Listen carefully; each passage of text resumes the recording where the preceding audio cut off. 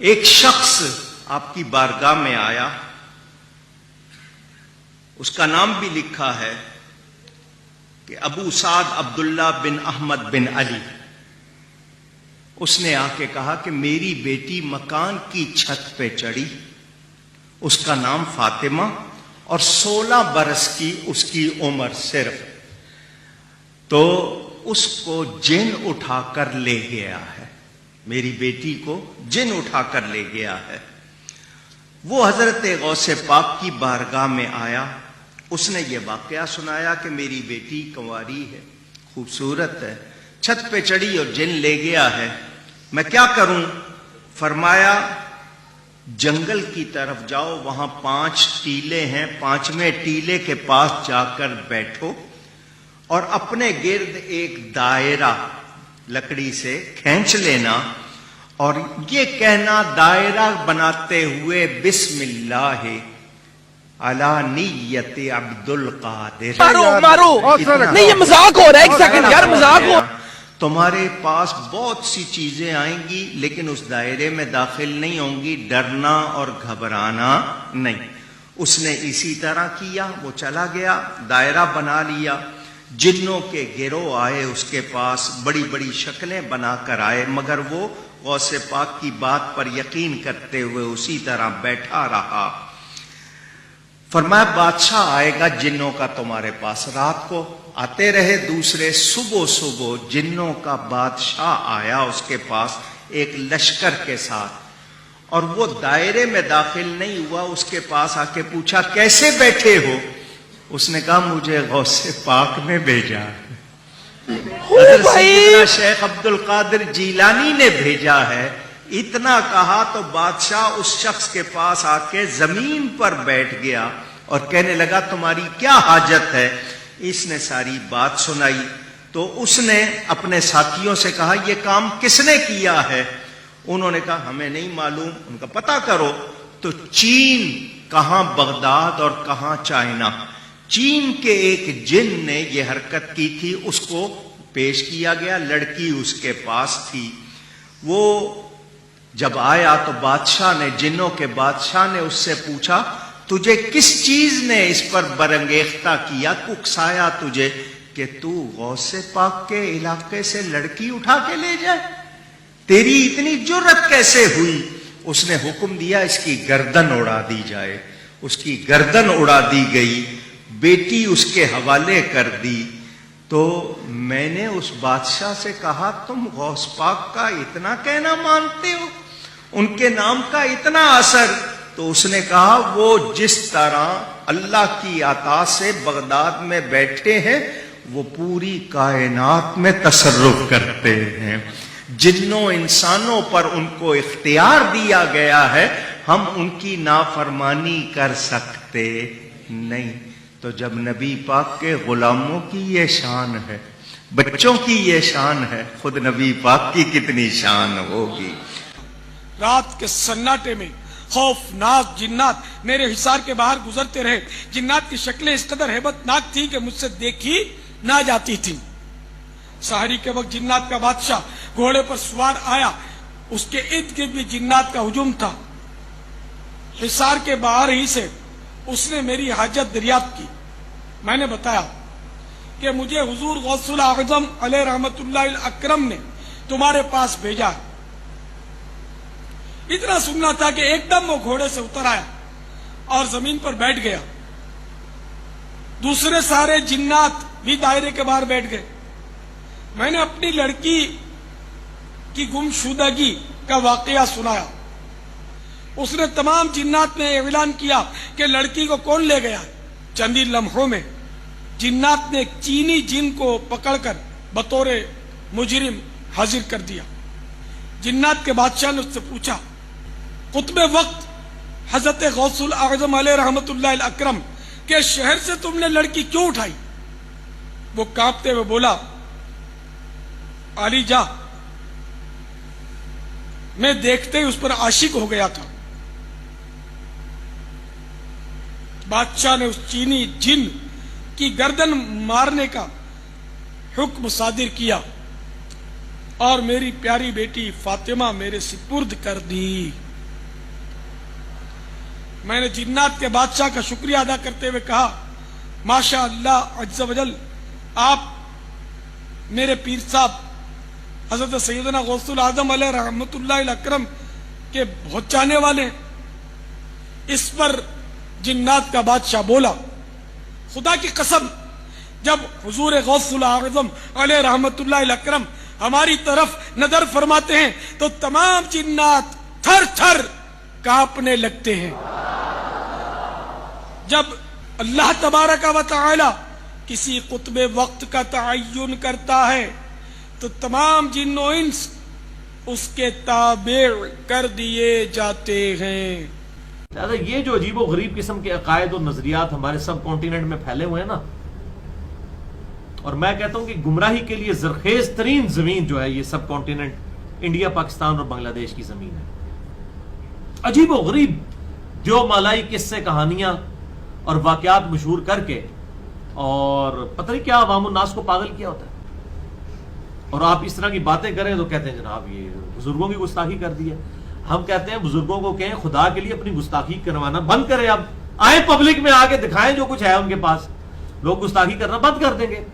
हम सारे social media को भी बुला लेते हैं, प्रिंट मीडिया को भी बुला लेते हैं और चैनल्स वालों को भी बुला लेते हैं, पीबीसी को, CNN को, जियो को बुला लेते हैं, ARY वालों को, दुनिया वालों को, सबको बुला लेते हैं। बुजुर्गों को के सामने आए, अपनी बेइज्जती इतने अरसे से करवा रहे हैं और खुसूसन मेरे जरिए तो बहुत ज्यादा करवा रहे हैं, सामने आए और वो सारी चीजें करके दिखा दें जो इनका जोम है। समुद्र रोकने के लिए हम नहीं कह रहे हैं, ना हम कोई दरिया रोकने के लिए कह रहे हैं, हम कह रहे हैं हम आपको 2 जग जो है वो नमक वाले पानी के पिलाएंगे, आप अपना पेशाब रोक के बताएं, चीं भी नहीं करनी, फिर पता चल जाएगा। तो ये सारी की सारी बातें, और फिर इसको करामात का और इन चीजों का नाम दिया हुआ है। बोले बिल्लाहि ताला, अल्लाह से डर जाएं। और फिर इतने अजीबो गरीब किस्म के वाकयात मशहूर किए होते हैं जी, वो फलां बुजुर्ग के पीछे नमाज पढ़ने गए, उन्हें सज्जे पासे सलाम फेरे सारे हाफिज हो गए, खब्बे पासे फेरे सारे नाजरा पढ़ गए। इन्ना लिल्लाहि व इन्ना इलैहि राजिऊन। तो सहाबा इकराम रिज़वान जो है वो कितनी बेचारे तगोदो के साथ आयात याद किया करते थे। आप सल्लल्लाहु अलैहि वसल्लम के पीछे बार बार उनको किरात करनी पड़ती थी, जब भी तो आपने मना फरमा दिया था कि इमाम के पीछे किरात ना किया करो सवाए सूरह फातिहा के, वो भी सख्तों में पढ़नी है। वो क्यों पीछे किरात करते थे? ताकि याद हो जाए। मुसहफ रिटन फॉर्म में हर शख्स के पास होता नहीं था, कागज कोई आम तो नहीं था, चमड़ों पर इस तरीके से ऊंट की शाने की हड्डी के ऊपर, कपड़े के ऊपर लिखी हुई आयात चंद लोगों के पास होती थी, बाकी तो सारे सुन सुना के याद करते थे। यानी आप सल्लल्लाहु अलैहि वसल्लम जब क़यामुल लैल करवाते थे, 5 नमाजें जब फर्ज नहीं हुई थी, ये तो मदीना शरीफ में फर्ज हुई है ना, मक्के में 13 साल मक्की दौर के अंदर सिर्फ क़यामुल लैल था, रात की नमाज होती थी, नवाफिल होते थे, आप सल्लल्लाहु अलैहि वसल्लम पढ़ते थे, सहाबा आपके पीछे पढ़ते थे, आप ऊंची आवाज में पढ़ते थे तो वो भी साथ साथ पढ़ते थे ताकि उनको याद आ जाए, रिपीट हो जाए।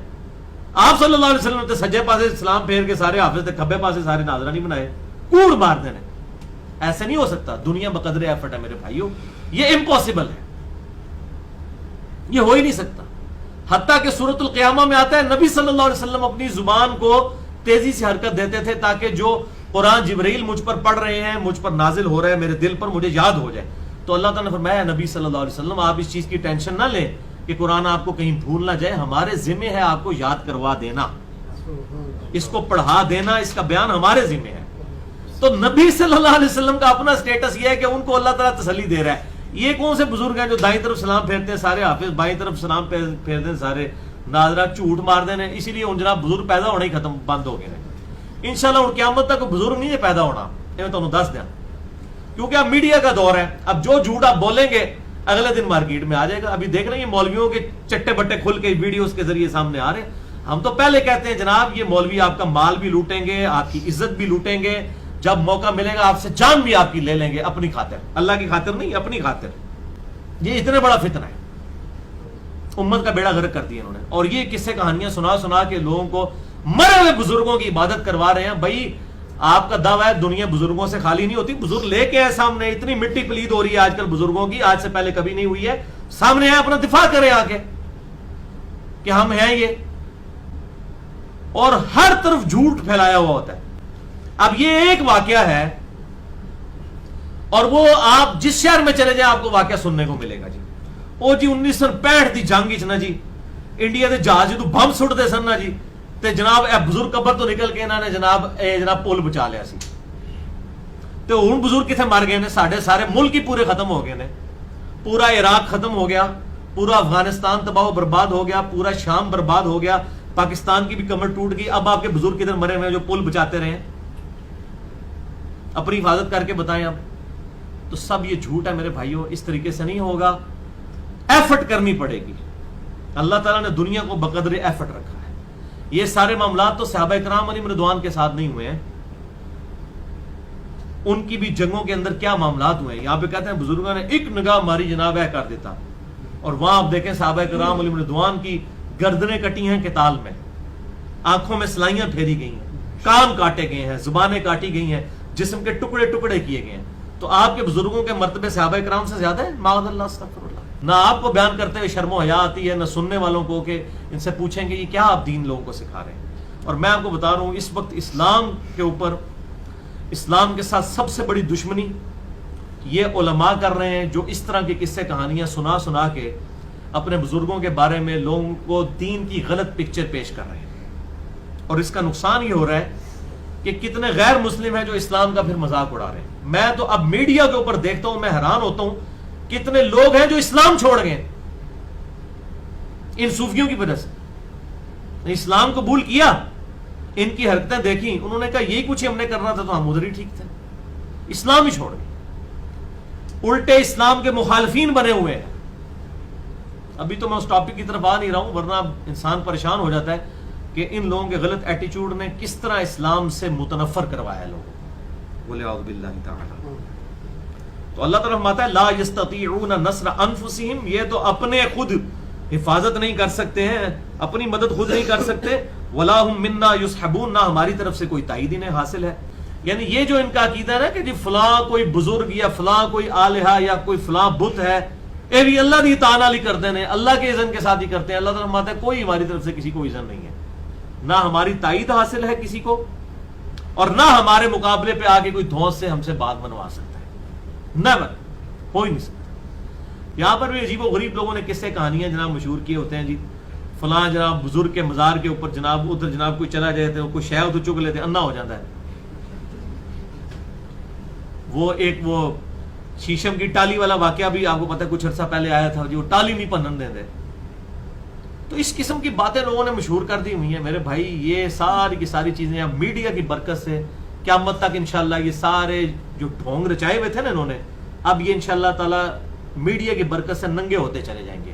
اب کوئی بزرگ اس طرح کا جو یہ دعوے کرتے تھے جھوٹے, کوئی اس طرح کی چیز نہیں دکھا سکے گا انشاءاللہ. اس کی وجہ یہ کہ ہے ہی پہلے بھی ساری جھوٹی باتیں تھیں, ورنہ یہ اب بزرگ, اب تو ضرورت تھی بزرگوں کی. عراق کو بچاتے, شام کو بچاتے, فلسطین کو بچاتے, افغانستان کو بچاتے, پاکستان کو بچاتے. یہاں حالت یہ ہے کہ بزرگوں کے اپنے مزارات کے اوپر آ کے بم مار کے چلے جاتے ہیں. بزرگ تو اپنی حفاظت نہیں کر سک رہے. اور پھر یہاں پر اگلے دن جناب وہ مجھے میسج آیا, جی تحفظ اولیاء کانفرنس ہو رہی ہے, اور جناب وہ پریس کلب کے باہر جو ہے وہ دھرنا دیا جائے گا, تحفظ اولیاء کانفرنس. یعنی اولیاء کی حفاظت ہوں تسی کرنی ہے. پہلے تسی کہتے سو بزرگ ساڑی حفاظت کر دینے, اب اولیاء اللہ کی آپ نے حفاظت کرنی ہے, ان کے مزارات کی آپ نے حفاظت کرنی ہے. بزرگ جو اپنا مزار نہیں بچا سک رہے, ہم کنڈیم کرتے ہیں, اس طرح کی حرکتیں نہیں ہونی چاہیے. لیکن اس کا دوسرا پہلو بھی ہے کہ پھر میں نے ان کو کہا میرے بھائی یہ آپ جو احتجاج پریس کلب کے باہر کر رہے ہیں نا, یہ بزرگوں کی مزاروں کے باہر جا کے کریں, کہ اتنے نذرانے چڑھائے آپ کے درباروں کے اوپر, تسی اپنا مزار کی حفاظت نہیں کر سکے. اللہ لو کتنے ستے سو, مطلب ان سے احتجاج کریں نا.